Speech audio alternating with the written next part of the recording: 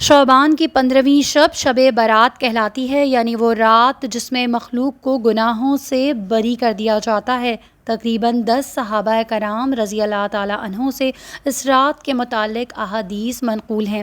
حضرت عائشہ رضی اللہ تعالیٰ عنہ فرماتی ہیں کہ شعبان کی 15ویں شب کو میں نے نبی کریم صلی اللہ علیہ وآلہ وسلم کو اپنی آرام گاہ پر موجود نہ پایا تو تلاش میں نکلی، دیکھا آپ جنت البقیع کے قبرستان میں ہیں۔ پھر مجھ سے فرمایا کہ آج شعبان کی 15ویں رات ہے، اس رات میں اللہ تعالیٰ آسمان اور دنیا پر نزول فرماتا ہے اور قبیلہ بنی کلب کی بکریوں کے بالوں کی تعداد سے بھی زیادہ گناہگاروں کی بخشش فرماتا ہے۔ دوسری حدیث ہے، اس رات میں اس سال پیدا ہونے والے ہر بچے کا نام لکھ دیا جاتا ہے۔ اس رات میں اس سال مرنے والے ہر آدمی کا نام لکھ لیا جاتا ہے۔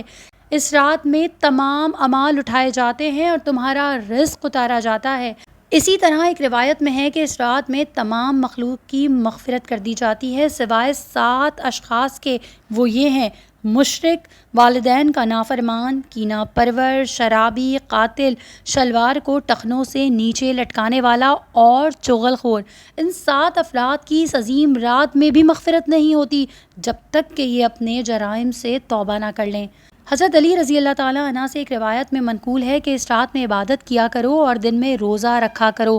اس رات سورج غروب ہوتے ہی اللہ تعالیٰ اپنے بندوں کی طرف متوجہ ہوتے ہیں اور اعلان ہوتا ہے کہ کون ہے جو گناہوں کی بخشش کروائے، کون ہے جو رزق میں وسعت طلب کرے، کون مصیبت زدہ ہے جو مصیبت سے چھٹکارا حاصل کرنا چاہتا ہو۔ ان احادیث کریمہ اور صحابہ کرام رضی اللہ تعالیٰ عنہ اور بزرگان دین کے عمل سے ثابت ہوتا ہے کہ اس رات میں 3 کام کرنے کے ہیں۔ قبرستان جا کے مردوں کے لیے سال ثواب اور مغفرت کی دعا کی جائے، لیکن یاد رہے کہ نبی کریم صلی اللہ علیہ وآلہ وسلم سے ساری حیات مبارکہ میں صرف ایک مرتبہ شب برات میں جنت البقیع جانا ثابت ہے۔ اس لیے اگر کوئی شخص زندگی میں ایک مرتبہ بھی اتباع سنت کی نیت سے چلا جائے تو وہ اجر و ثواب کا باعث ہے، لیکن پھول، پتیاں، چادر، چڑھاوے اور چراغاں کا اہتمام کرنا اور ہر سال جانے کو لازم سمجھنا، اس کو شب برات کے ارکان میں داخل کرنا ٹھیک نہیں۔ جو چیز نبی کریم صلی اللہ علیہ وآلہ وسلم سے جس درجے میں ثابت ہے اس کو اسی درجے میں رکھنا چاہیے، اس کا نام اتباع اور دین ہے۔ دوسری چیز، اس رات میں نوافل، تلاوت، ذکر و اذکار کا اہتمام کرنا۔ اس بارے میں یہ واضح ہے کہ نفل ایک ایسی عبادت ہے جس میں تنہائی مطلوب ہے، اس کے ذریعے انسان اللہ کا قرب حاصل کرتا ہے، لہٰذا نوافل وغیرہ تنہائی میں اپنے گھر میں ادا کر کے اس موقع کو غنیمت جانیں۔ یہ فضیلت والی راتیں شور و شغب اور میلے اجتماع منعقد کرنے کی راتیں نہیں، بلکہ گوشہ تنہائی میں بیٹھ کر اللہ سے تعلقات استفار کرنے کے قیمتی لمحات ہیں، ان کو ضائع ہونے سے بچائیں۔